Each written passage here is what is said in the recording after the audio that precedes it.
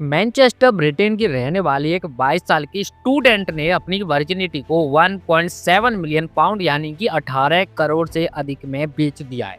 एक धार्मिक परिवार में पैदा हुई लॉरा ने एक एस्कॉर्ट साइट की मदद से अपनी वर्जिनिटी नीलाम किया। इस नीलामी को एक हॉलीवुड स्टार ने सबसे ऊंची बोली लगाकर खरीदा है। आखिर ये कैसा नया चलन है अपनी वर्जिनिटी बेचने का, और आखिर लॉरा ने ऐसा क्यों किया और उनका क्या कहना है इस बारे में, पूरा मामला क्या है जिसकी चर्चा इस वक्त पूरी दुनिया में हो रही है, चलिए जान लेते हैं। लॉरा को अपनी वर्जिनिटी नीलाम करने का कोई पछतावा नहीं है। उनका कहना है कि वो अकेली और गरीब नहीं रहना चाहती थी।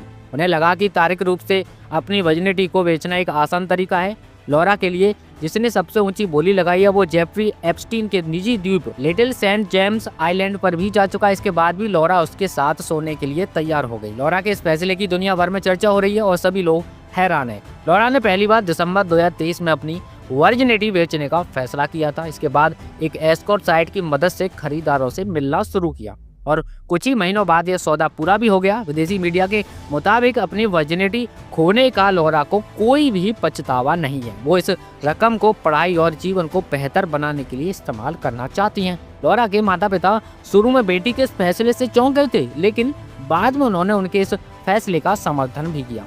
लॉरा का कहना है कि ये उनकी व्यक्तिगत स्वतंत्रता का हिस्सा है। उन्हें अपने शरीर और जीवन के बारे में फैसला लेने का पूरा अधिकार है। हालांकि वो अब दूसरी महिलाओं को चेतावनी भी देती हैं कि बिना सोचे समझे ऐसा ना करें। इसमें जोखिम है और किसी प्रतिष्ठित एजेंसी के बिना ऐसा करना खतरनाक हो सकता है। लॉरा इसे अपनी जिंदगी का सपना मानती है और अपनी आजादी पर गर्व करती हैं। डील पूरी करने के लिए लॉरा उस अभिनेता के साथ एक 5 स्टार होटल भी पहुंची थी, जहां उनके साथ एस्कॉर्ट साइट का एक सदस्य भी मौजूद था। खरीदार ने डॉक्टर से वर्जिनिटी की पुष्टि भी कराई थी। अपनी वर्जिनिटी खोने के करीब 1 साल बाद अब लॉरा शुगर बेबी बनना चाहती हैं। पुरुषों को अपनी कंपनी देने के लिए 30,000 पाउंड महीने की मांग कर रही हैं। आखिर लॉरा ने वर्जिनिटी बेचने के बाद इतनी सारी रकम का क्या किया, ये भी जान लेते हैं। लॉरा को इस बात की संभावना बहुत ज़्यादा थी कि वो किसी ऐसे व्यक्ति के साथ अपनी वर्जिनिटी खो देती जो उसके बाद उससे शादी नहीं करता।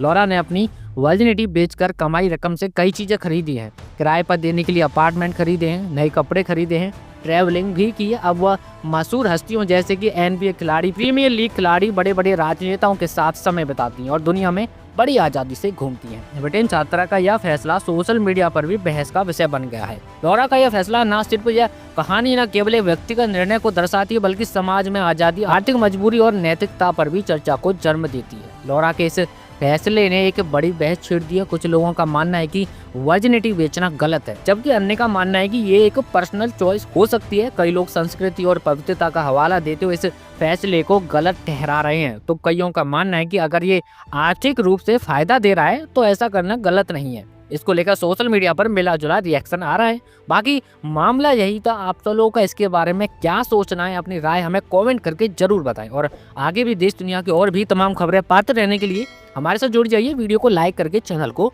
सब्सक्राइब भी कर लीजिए। चलिए जल्दी मुलाकात होगी हमारी अगली वीडियो में, तब तक लिए नमस्कार और सभी को होली की बहुत बहुत शुभकामनाएं।